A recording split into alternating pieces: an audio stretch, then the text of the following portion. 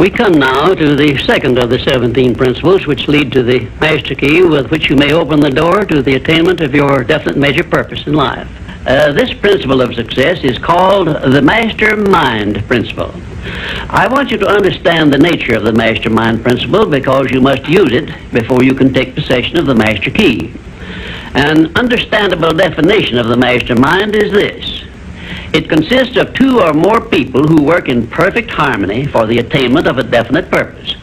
Now, here are some interesting facts about the mastermind which give you an idea of how important it is and how necessary that you embrace this principle and make use of it in attaining success in your chosen occupation.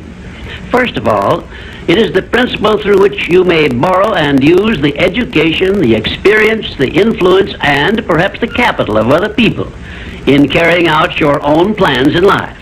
It is the principle through which you can accomplish in 1 year more than you could accomplish without it in a lifetime if you depended entirely upon your own efforts for success.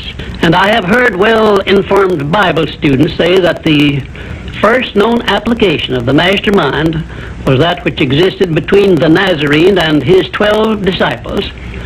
Of one fact I am absolutely sure. When you form a true mastermind alliance with others and work with them in a spirit of perfect harmony, you can draw freely upon the spiritual forces within you in carrying out your plans and desires.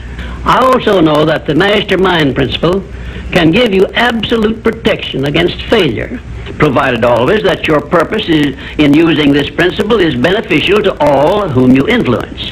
In my research while organizing the science of success, I had the collaboration of practically every outstanding successful man this country has produced during the past 50 years.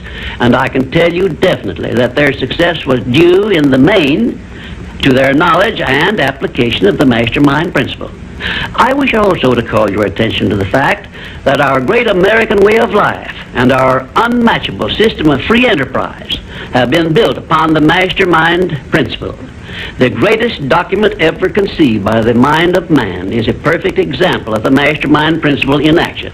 It is the Declaration of Independence, and the best evidence of the importance of maintaining perfect harmony in a mastermind alliance may be found in the fact that the 56 men who signed the Declaration of Independence knew full well that it might turn out to be either a license of freedom for all mankind or a death warrant which would cause each of the signers to be hanged. Now let us see how the mastermind principle has brought success to people whom we all know. First, consider when Kate Smith began her career as a singer. She had difficulty in earning enough from her singing to pay her living expenses.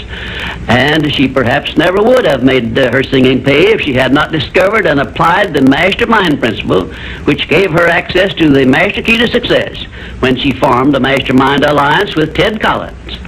And according to a report I saw in Reader's Digest, Kate Smith has earned upwards of $30 million, and she is still in the upper brackets of income.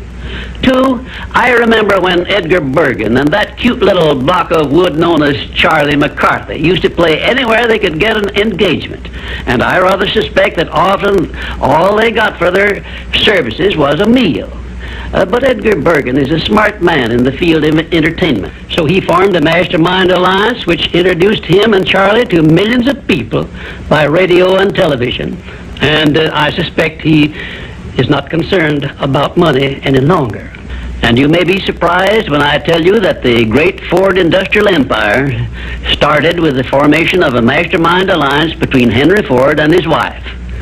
At the beginning of his career, Henry Ford was shy and lacking in self-confidence. It was Mrs. Ford who inspired Henry Ford with the faith and the courage to go ahead with the perfection of his horseless carriage. Although his relatives and neighbors generally tried to discourage him from wasting his time with the contraption, as they called it. 4, the Federation of States, known as the United States of America, is the richest and the most powerful nation civilization has yet produced. And the secret of our strength and riches consists in our form of government through which all our states function in a spirit of harmony based on the mastermind principle through a central federal government located at Washington. And now a word to you personally. If you work for a salary or wages, you have a marvelous opportunity to promote yourself into a higher income and a more responsible position by forming a mastermind alliance with your associate workers, including the management. In my next visit, I will give you further instructions on how to apply the mastermind principle so as to increase your own income and promote yourself to a higher position with the full cooperation of your management. Yes, that is correct. I will show you how to write your own price tag, fix your own wages, establish your own working hours, and give yourself financial independence. But right now, I want you to do 3 things before our next visit. First, decide definitely where you wish to be and what you wish to be doing during the next 3 years. And second, decide how much money you desire to be making and what you are going to do to earn it. And third, form a mastermind alliance with at least one person in your immediate family and at least one other person among those to whom you are selling your services. By taking these 3 steps, you will have gone a long way toward appropriating the great master key to success. There is no such thing as something for nothing. Everything, including your personal success, has a price that must be paid. And the only price you are requested to pay for the present is the effort necessary to do 3 simple things that I have suggested. Now, before you begin to take the 3 steps I have suggested, there is one important fact I wish you to remember, and it is this. Control your mental attitude and make yourself friendly and agreeable with everyone with whom you are closely associated if you expect friendly cooperation in return. Indifference cannot create a mastermind alliance for you. A negative mental attitude can bring you nothing but failure. Remember always, you are where you are and what you are because of your mental attitude in which you relate yourself to other people. Remember also, your mental attitude is the one and the only thing over which you have complete control. Success is something which has to be planned, and success is something which has to be earned in advance. True, there is such a thing as luck, but just remember that luck is something you can create for yourself if you know the rules and follow them just as I give them to you. Remember, too, that success in the higher brackets of achievement is something that can be had only by taking others along with you. And the best definition of success, which I know, is this. Success is the knowledge with which to get whatever you want from life without violating the rights of others and by helping others to acquire it. There is a known formula for the attainment of success, and it is as definite and certain as are the rules of mathematics or the principles of science. My purpose in these visits is to bring you that formula in simple terms that you can understand and apply. But I can never give you that for which you are not ready. If you are ready to advance into the higher brackets of success, you will recognize this fact by your willingness to follow the simple instructions I shall give you as we go along. If Kate Smith had not been ready for success when she formed a mastermind alliance with Ted Collins, he couldn't have brought her success.